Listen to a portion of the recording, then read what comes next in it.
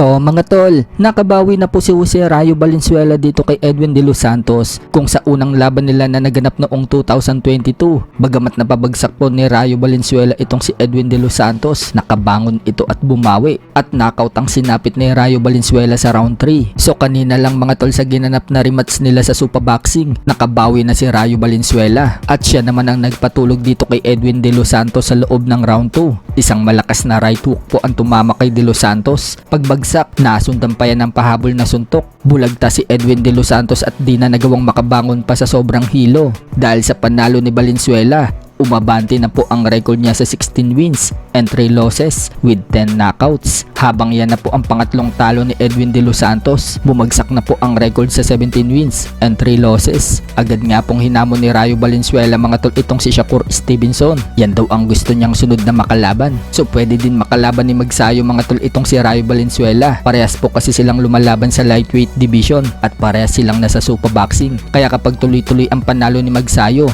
maaaring makalaban niya itong si Rayo Valenzuela. Yan ang magandang kalaban para kay Magsayo mga tol. Kayanin kaya ni Magsayo itong si Valenzuela? Ano sa tingin nyo? Sa kabilang banda naman mga tol, panalo din po ang bata ni Coach Marvin Somodio na si Kane Sandoval na napalaban sa card na yan. Tinalo po ni Sandoval ang unbeaten fighter na si Brandon Lee via majority decision. Dahil dyan, nakalasap na po ng unang talo itong si Brandon Lee. Bumagsak na po ang record sa 30 wins and 1 loss with 23 knockouts. Habang umabante na po ang record ni Kane Sandoval sa 18 wins and 1 loss. Sa kabilang dako naman mga tol, matapos pong matalo si Jerwin Ancas kay unbeaten Omar Trinidad via unanimous decision, nakuwanan po ng camera mga tol ang reaksyon ng pamilya ni Ancas habang pinapanood nila ng live si Jerwin. Kinabahan po ang asawa at mga anak ni Jerwin Ancas nang maggurugi si Ancas sa final round. Tinamaan po kasi si Ancas ng solid at muntikan ng bumagsak. Pati yung referee mga tol, muntik nang ihinto yung laban. Makikita dyan mga tol yung isang anak ni Ancas,